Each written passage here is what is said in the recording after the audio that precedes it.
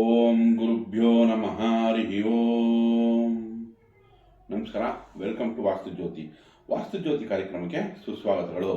ವಾರ ಭವಿಷ್ಯ ನೋಡಿ, ಮಾರ್ಚ್ 1ನೇ ತಾರೀಕಿಂದ 7ನೇ ತಾರೀಕು ತನಕ ಯಾವ ರಾಶಿಗಳಿಗೆ ಏನೇನು ಫಲ ಸಿಗುತ್ತೆ ಅಂತ ನೋಡೋಣ. ಅದಕ್ಕೂ ಮುಂಚೆ ಇವಾಗ ಗ್ರಹಣ ಮಾರ್ಚ್ 3ನೇ ತಾರೀಕು ಬರ್ತಾ ಇದೆ. 3 ಗಂಟೆ 20 ನಿಮಿಷದಿಂದ 6 ಗಂಟೆ 47 ನಿಮಿಷ ತನಕ ಇರುತ್ತೆ. ನಮ್ಮ ದೇಶಕ್ಕೆ ಇದು ಪ್ರಭಾವ ಇರುವುದಿಲ್ಲ. ನೋಡಿ, ಚಂದ್ರ ಕೇತು ಯುತಿ ಆಗ್ತಾ ಇದೆ.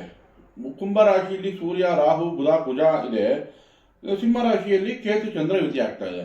ಸೊ ಈ ಗ್ರಹಣ ಕಾಲದಲ್ಲಿ ನಾವು ಈಗ ಆ ಗ್ರಹಗಳು ಆ ಪರಿಸರದಲ್ಲಿ ಯಾವ ತರ ರಿಯಾಕ್ಟ್ ಮಾಡುತ್ತೆ ಅಂದ್ರೆ ಏನ್ ಫಲಗಳು ಕೊಡುತ್ತೆ ಅಂತ ಫಸ್ಟ್ ತಿಳ್ಕೊಳ್ಳೋಣ. ಅಂದ್ರೆ ಯಾವ್ಯಾವ ಗ್ರಹ ಯಾವ್ಯಾವ ಪರಿಸರದಲ್ಲಿದೆ ಅಂತ ತಿಳ್ಕೊಳ್ಳೋಣ. ಚಂದ್ರ ನೋಡಿ, ಇವಾಗ ನಮಗೆ ಸಿಂಹ ರಾಶಿ ಮತ್ತು ಕನ್ಯಾ ರಾಶಿ ಈ ವಾರ ಸಂಚರಿಸುತ್ತೆ. 3ನೇ ತಾರೀಕು ಏನಾಗ್ತಿದೆ, ಸಿಂಹ ರಾಶಿಯಲ್ಲಿ ಚಂದ್ರ ಸಂಚಾರ ಮಾಡ್ತಾ ಇದ್ದಾಗ ಕೇತು ಜೊತೆ ಯುತಿ ಆಗ್ತಾ ಇದೆ. ಚಂದ್ರ ಅಂದ್ರೆ ಏನು, ನಿಮ್ಮ ಮನಸ್ಸು ಮನೋಕಾರಕ. ಕೇತು ಏನು, ಡಿಟ್ಯಾಚ್ಮೆಂಟ್ ವೈರಾಗ್ಯ ಕೊಡೋಕ್ಕೆ ಕಾರಕ ಆಗುತ್ತೆ. ಚಂದ್ರಂಗೆ ನೀವು ಈಗ ಶಿವನ ಆರಾಧನೆ ಮಾಡೋದಾಗ್ಲಿ, ಕೇತುಗೆ ಗಣೇಶನ ಆರಾಧನೆ ಮಾಡೋದಾಗ್ಲಿ. ನೋಡಿ, ಎದುರುಗಡೆ ಕುಂಭರಾಶಿಯಲ್ಲಿ ಸೂರ್ಯ ಮತ್ತೆ ರಾಹು ಒಂದೇ ನಕ್ಷತ್ರದಲ್ಲಿ ಅಂದ್ರೆ ಸೇಮ್ ಡಿಗ್ರಿ ಸಂಚಾರ ಮಾಡ್ತಾ ಇದ್ದಾಗ ರಾಹು ನಕ್ಷತ್ರದಲ್ಲೇ ಸಂಚಾರ ಮಾಡ್ತಾ ಇದೆ. ಹಾಗಾಗಿ ದುರ್ಗಾದೇವಿ ಆರಾಧನೆ ಮಾಡೋದು. ಗ್ರಹಣ ಕಾಲದಲ್ಲಿ ಇವಾಗ ಗ್ರಹಣ ಮುಗಿದಾದ್ಮೇಲೆ ಅಥವಾ ಗ್ರಹಣ ಕಾಲದಲ್ಲಿ ಅವತ್ತಿನ ದಿನ ನೀವು ದುರ್ಗಾ ಆರಾಧನೆ ಮಾಡೋದಾಗ್ಲಿ, ಶಿವ ಅಷ್ಟೋತ್ತರ ಹೇಳ್ಕೊಳೋದಾಗ್ಲಿ ಅಥವಾ ಗಣೇಶನ ಆರಾಧನೆ ಮಾಡೋದಾಗ್ಲಿ, ಇದರಿಂದ ನಿಮಗೆ ಲಾಭಗಳು ಸಿಗುತ್ತೆ. ಅಂದ್ರೆ ನಿಮಗೆ ಲಾಭ ಪಡ್ಕೊಳ್ಳೋ ಅಂತ ಸಮಯ ಇದು. ಸೊ ಅದನ್ನ ಉಪಯೋಗಿಸ್ಕೋಬಹುದು. ಇವಾಗ ನಮಗೆ ಚಂದ್ರಕೇತು ಸಿಂಹರಾಶಿ ಸಂಚಾರ, ವಾರಾಂತ್ಯದಲ್ಲಿ ಚಂದ್ರ ಕನ್ಯಾ ರಾಶಿಗೆ ಹೋಗುತ್ತೆ. ಹಾಗೆ ಕುಂಭರಾಶಿಯಲ್ಲಿ ವಾಯುತತ್ವ ಕುಂಭರಾಶಿ, ಆ ವಾಯುತತ್ವದಲ್ಲಿ ರಾಹುಗೆ ಬಲ ಜಾಸ್ತಿ. ಸ್ವಂತ ನಕ್ಷತ್ರದಲ್ಲಿ ರಾಹು ಇವಾಗ ಉತ್ತಮ ಪೊಸಿಷನ್ ಇದೆ. ಸೂರ್ಯ ಮತ್ತೆ ಬುಧ ಕುಜನು ನಮಗೆ ಕುಂಭರಾಶಿಯಲ್ಲೇ ಸಂಚಾರ ಮಾಡ್ತಾ ಇದೆ. ಬುಧ ರಾಹು ಯುತಿಯಾಗಿದ್ರೆ ನಿಮಗೆ ಫಲ ಒಳ್ಳೆಯದೇ ಕೊಡುತ್ತೆ. ಯಾರ್ಯಾರು AI software, technology oriented, digital ಅಥವಾ ಇನ್ಸ್ಟಾಗ್ರಾಮು, ಸೇಲ್ಸು, ಮಾರ್ಕೆಟ್ ಈ ಥರ ವಿಷಯಗಳಲ್ಲಿ MBA ಮಾಡೋರು ಅಂಥವ್ರಿಗೆ ಇದು ಅಡ್ವಾಂಟೇಜ್, ಅಂದರೆ ಲಾಭನೇ ತಂದುಕೊಡುತ್ತೆ ನಿಮಗೆ. ನಂತರ ನೋಡಿ, ಈಗ ಶುಕ್ರ ಉಚ್ಚ ಸ್ಥಾನದಲ್ಲಿದೆ. ಶುಕ್ರನಿಗೆ ಇಲ್ಲಿ ಬಲ ಹೆಚ್ಚಾಯಿತು. ಜೊತೆಗೆ ಅವನು ಸ್ನೇಹಿತನ ಜೊತೆ ಇದ್ದಾನೆ. ಶನಿದೇವ ಯಾವಾಗ ಶುಕ್ರನ ಜೊತೆ ಸೇರ್ಪದನೋ ಒಳ್ಳೆ ಫಲಗಳನ್ನೇ ಕೊಡುತ್ತೆ. ಯಾಕಂದ್ರೆ ಶುಕ್ರ ಶನಿ ಸ್ನೇಹಿತರಾಗಿರ್ತಾರೆ, ಹಾಗಾಗಿ ಒಳ್ಳೆ ಫಲ ಕೊಡುತ್ತೆ. ಇನ್ನು ಗುರು ಮಿಥುನ ರಾಶಿಯಲ್ಲಿ ಸಂಚಾರ ಮಾಡ್ತಾ ಇದೆ, ಮತ್ತೆ ಪುನರ್ವಸು ನಕ್ಷತ್ರದಲ್ಲಿ ಸಂಚಾರ, ಅದು ನಿಮಗೆ ಅಡ್ವಾಂಟೇಜೇ ಇದೆ. ಓವರ್ ಆಲ್ ತಗೊಂಡ್ರೆ ಈ ವಾರದಲ್ಲಿ ಗ್ರಹಗಳು ಕಂಫರ್ಟಬಲ್ ಆಗಿ, ಈಗ ಸೂರ್ಯ ಮಾತ್ರ ರಾಹು ನಕ್ಷತ್ರದಲ್ಲಿದೆ ಬಿಟ್ರೆ, ಬಟ್ ಕುಜನ್ ಸಪೋರ್ಟ್ ಇದೆ ಸೂರ್ಯಂಗೆ, ಹಾಗೆ ಬುಧನ್ಗೆ ರಾಹು ಸಪೋರ್ಟ್ ಇದೆ, ಅಲ್ಲಿ ಬ್ಯಾಲೆನ್ಸ್ ಆಗುತ್ತೆ. ಓವರ್ ಆಲ್ ತಗೊಂಡ್ರೆ ಈ ವಾರದಲ್ಲಿ ಎಲ್ಲಾ ಗ್ರಹಗಳು ಒಳ್ಳೊಳ್ಳೆ ಫಲ ಕೊಡುವಂತ ಚಾನ್ಸಸ್ ಚೆನ್ನಾಗಿದೆ ಅಂತ ಹೇಳ್ಬೋದು. ನೋಡಿ, ಸಿಂಹ ರಾಶಿ, ನಿಮ್ಮ ರಾಶಿಯಲ್ಲಿಯೇ ಈಗ ಗ್ರಹಣ ನಡೀತಾ ಇದೆ. ಚಂದ್ರಕೇತು ಯುತಿ ಆಗಿದೆ. ನಿಮ್ಮ ರಾಶಿಯಲ್ಲಿ ಯಾವಾಗ ಚಂದ್ರಕೇತು ಯುತಿಯಾಗಿ ಗ್ರಹಣ ನಡೀತಾ ಇದೆಯೋ ಅವಾಗ ನಮ್ಗೆ ಏನಾಗ್ತಿದೆ, ಇಲ್ಲಿ 12ನೇ ಮನೆ ಅಧಿಪತಿ ನಿಮ್ಮ ರಾಶಿಗೆ ಬಂತು. ಸ್ವಲ್ಪ ಇಲ್ಲಿ ಖರ್ಚು ಹೆಚ್ಚು ಕಾಣ್ತಾ ಇದೆ. ಕೇತು ಸ್ವಲ್ಪ ಡಿಟ್ಯಾಚ್ಮೆಂಟ್, ನಿರಾಸೆ ಕೊಡುತ್ತೆ. ಸೊ ಆ ಗುರು ನಮ್ಗೀಗ 11ನೇ ಮನೆಯಲ್ಲಿದೆ ಸಿಂಹರಾಶಿಯವರಿಗೆ. ಸೊ ನಿಮ್ಗೆ ಈ ತೊಂದರೆಗಳನ್ನೆಲ್ಲ ನಿವಾರಣೆ ಮಾಡೋಕ್ಕೆ ಗುರು ಒಬ್ಬನೇ ಕಾಪಾಡ್ತಾನೆ. ಯಾಕಂದ್ರೆ ಲಾಭ ಸ್ಥಾನದಲ್ಲಿ ಗುರು ಇದ್ದಾಗ ನಿಮ್ಗೆ ಅಂತ ನೆಗೆಟಿವ್ ಆಗಕ್ಕೆ ಬಿಡಲ್ಲ. ಇನ್ನು ಸಪ್ತಮದಲ್ಲಿ ಕುಜ ಸೂರ್ಯ, ಈ ಕುಜ ಸೂರ್ಯನ ಸಪ್ತಮದಲ್ಲಿ ವ್ಯಾಪಾರ ವ್ಯವಹಾರಗಳು ಚೆನ್ನಾಗಿದೆ. ಸಿಂಹ ರಾಶಿಗೆ ಭಾಗ್ಯಾಧಿಪ ಆಗ್ತಾನೆ ಕುಜ, ರಾಶ್ಯಾಧಿಪ ಆಗ್ತಾನೆ ಸೂರ್ಯ. ಸೊ ಇಲ್ಲಿ ನಮ್ಗೆ 1-9 ಯಾವಾಗ ಕನೆಕ್ಟ್ ಆಗುತ್ತೋ ನಿಮ್ಗೆ ವ್ಯಾಪಾರ ವ್ಯವಹಾರ ಈ ವಿಷಯಗಳಲ್ಲಿ ಅನುಕೂಲ ಆಗುತ್ತೆ.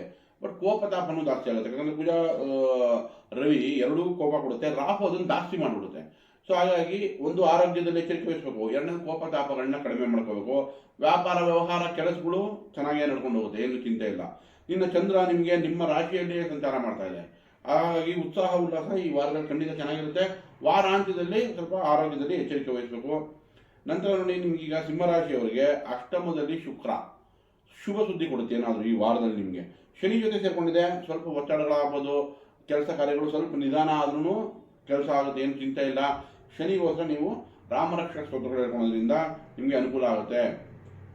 ಶ್ರೀರಾಮ ರಾಮ ರಾಮೇತಿ ರಮೇ ರಾಮೇ ಮನೋರಮೆ ಸಹಸ್ರನಾಮ ತತ್ತುಲ್ಯಂ ಶ್ರೀರಾಮನಾಮ ವರಾನನೆ. ಇದನ್ನ ನೀವು ಒಂದು 21 ಬಾರಿ ಹೇಳ್ಕೊಳ್ಳೋದ್ರಿಂದ ಖಂಡಿತ ನಿಮಗೆ ಶನಿ ಶಾಂತಿ ಆಗುತ್ತೆ.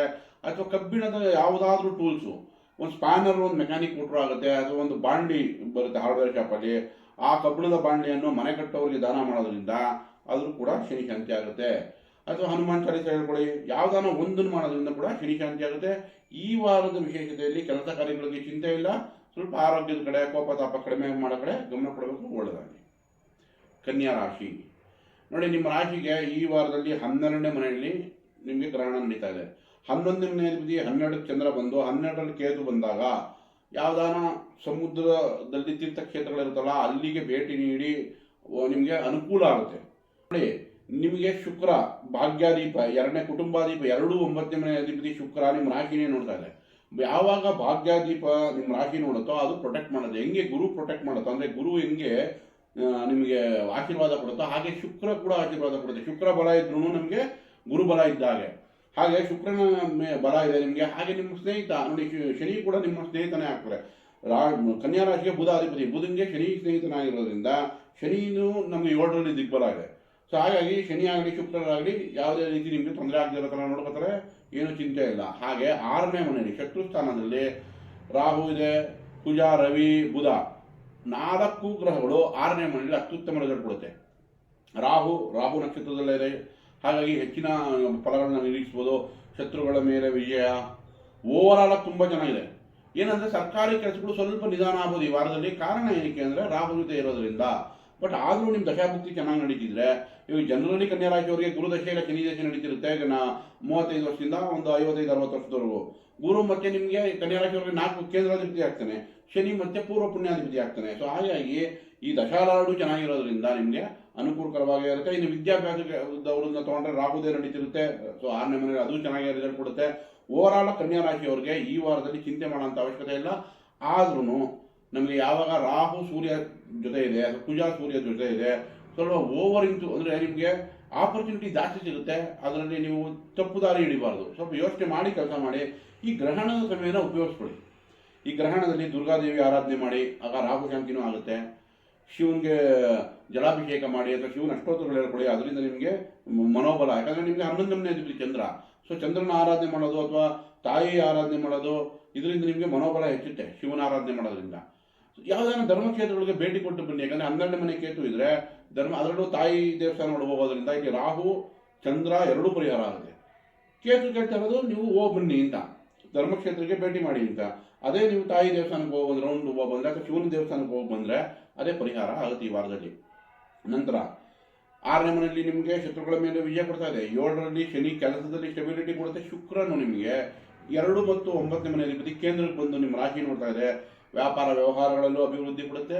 ಓವರಾಲ್ ಕನ್ಯಾ ರಾಶಿಯಲ್ಲಿ ಈ ವಾರದಲ್ಲಿ ಒಂದು ಒಳ್ಳೊಳ್ಳೆ ತೀರ್ಮಾನಕ್ಕೆ ಬರ್ತೀರಾ. ಸಣ್ಣ ಪುಟ್ಟ ಹೆದರಿಕೆ ಆಗ್ಬೋದು, ಅದಕ್ಕೋಸ್ಕರ ಶಿವನ ಆರಾಧನೆ ಮಾಡಿ. ಕೆಲಸ ಕಾರ್ಯಗಳಲ್ಲಿ ಉತ್ತಮನೇ ಇದೆ, ಒಳ್ಳೆಯದಾಗಲಿ.